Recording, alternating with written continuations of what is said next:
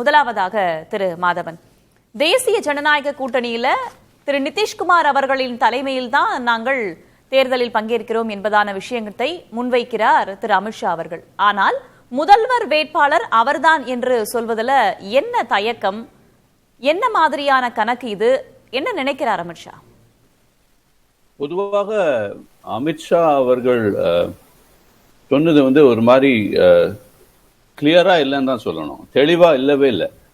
முதல்ல எம்எல்ஏக்கள் தான் தேர்ந்தெடுப்பார்கள்னு ஒரு விதமா ஒரு ஹிண்ட் விட்டார். அப்புறம் இல்ல நிதிஷ்குமார் தலைமை சொல்றாரு. அதுக்குள்ள ஜனதாதள் யுனைடெட் கட்சி தன்னுடைய ஐக்கிய ஜனதாதளம் தன்னுடைய பாணியில நிதிஷ்குமார் தான் தலைவர் ஆவார், முக்கிய முதல்வர் ஆவார்னு ஸ்டேட்மெண்ட் விட்டுருக்காங்க. இதுக்கெல்லாம் அவசியம் என்ன? உள்ள ஒரு விதமான பூசல் இருக்கு, டென்ஷன் இருக்கு. அதனால தான் இதுன்னு பொதுவா நம்ம பொருள் கொள்ளலாம். இரண்டாவதாக பின்னணி என்னன்னு பார்ப்போம். 2 வருஷத்துக்கு முன்னாடி இந்தியா கூட்டணியில ஒரு சில நாட்களுக்கு மற்றும் விருந்தாளி மாதிரி தங்கிட்டு நிதிஷ்குமார் திருப்பி என்டிஏ கூட்டணிக்கு போனது எல்லாருக்கும் மறந்தே போயிருக்கிற மாதிரி ஒரு நிகழ்வு. ஆனா அது ஒரு முக்கியமான நிகழ்வு. அதாவது ஜனதாதள் யுனைடெடுக்கும், அதாவது ஐக்கிய ஜனதாதளத்துக்கும் பாரதிய ஜனதா கட்சிக்கும் உள்ள ஒரு உறவு ஒரு மேரேஜ் ஆஃப் கன்வீனியன்ஸ்பாங்க. இது ஒரு கட்டாய கல்யாணம் தான் சொல்லணும். இத இதுல ஒரு விதமான இல்யூஷன் கிடையாது. ஒருத்தருக்கும் இதுல இது ரொம்ப கொள்கை ரீதியான ஆதாரபூர்வமான ஒரு முன்னணின்னு சொல்ல முடியாது. அந்த பின்னணியில நீங்க பாத்தீங்கன்னா நிதிஷ்குமார் பொதுவாக 5 டேர்ம்ஸ் 25 வருஷமா கிட்டத்தட்ட அவர் ஆண்டுட்டு இருக்காரு. போய் வயசும் ஆச்சு. அவருக்கு ஒரு விதமான ஃபெட்டிக்னு சொல்லுவாங்களே, வாக்காளருக்கு மத்தியில அந்த அளவுக்கு அவருக்கு செல்வாக்கு இருக்குமா என்ற கேள்வியும் ஏற்படுது. ஆனா அதே சமயத்துல கவனிக்க வேண்டிய விஷயம், மத்திய அரசு இன்றைக்கு ஒன்றிய அரசு நம்ம நிதிஷ்குமாரின் ஜனதாதளின் சப்போர்ட்டோட ஆதரவோடு தான் செயல்பட்டு வருகிறது. இந்த இக்கட்டான சூழ்நிலையில அமித்ஷாவின் பின்னணியை பார்த்தீங்கன்னா அவர் எல்லாத்திலையும் ஒரு வியூகம் வச்சிருப்பார் என்பது பீகார்ல தெள்ள தெளிவா விளங்குகிறது. நீங்க என்டிஏ கூட்டணியின் சீட்டு அமைப்பை பார்த்தீங்கன்னா 101 சீட்டு ஜனதாதள் ஜேடியுக்கும் 101 சீட்டு பாரதிய ஜனதா கட்சிக்கும்னா ஒரு விதமான சமத்துவத்துல கொண்டு நிறுத்திட்டாரு. இப்போ தமிழ்நாடு பத்தி நீங்க சொன்னீங்க முன்னுரையில. இப்போ எடப்பாடியார் மாதிரியே நிதிஷ்குமாருக்கும் ஒரு விதமான இக்கட்டான சூழ்நிலை தான். அது கூட்டணின்னு சொல்றாமே ஒழிய அது அன்கம்ஃபர்டபுள் கூட்டணி. அதுல அமித்ஷா அவர்கள் ஒரு மகாராஷ்டிராவோட பின்னணியில பாத்தீங்கன்னா சிவசேனா கட்சியை உடைத்து ஏக்நாத் ஷிண்டேவை முதலமைச்சராக்கி அதுக்கப்புறம் அவரை துணை முதல்வராக்கி இந்த ஒரு வியூகத்தோட ஒரு மனோநிலையோட அவர் செயல்படுறார் அமித்ஷானா என்ன அர்த்தம்? அதே நாளைக்கு தமிழ்நாட்டிலே நிகழலாம், பீகார்லயே நிகழலாம். அதை மனசுல வச்சுட்டு எல்லாருக்குமே இதுல ஒரு விதமான அந்த ஒரு மாயை எல்லாம் போயாயிடுச்சு. இது நல்லா தெரியும். இது ஒரு அரசியல் தான், ஒரு அஸ்வமேத யாகம் மாதிரி தான் பாரதிய ஜனதா கட்சி முன்னேறின்னு இருக்கு.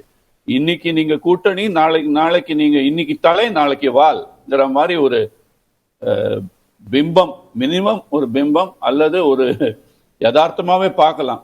அதே அப்படி இருக்கிற சூழ்நிலையில அவர் அமித்ஷா செயல்படுறாரு.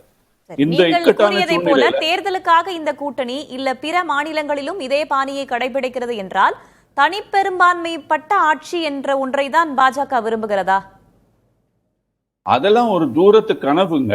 இப்போ யதார்த்தமா பார்க்கணும். நீங்க தனிப்பட்ட பெரும்பான்மை இப்ப மத்திய அரசு பாத்தீங்கன்னா அல்லது உத்தரப்பிரதேச பாத்தீங்கன்னா பாரதிய ஜனதா கட்சிக்கு மத்திய பிரதேஷ், உத்தரப்பிரதேஷ், ஓரளவுக்கு வேற சத்தீஸ்கர் மாதிரி மாநிலங்கள்ல இருக்கிற மாதிரி தான் முழு நாட்டிலையும் ஆளணுங்கிறதா பாரதிய ஜனதா கட்சியின் நீண்ட நாள் கனவு. அதை பத்தி அவர் ஒளிவு மறைவே கிடையாது அவங்களுக்கு.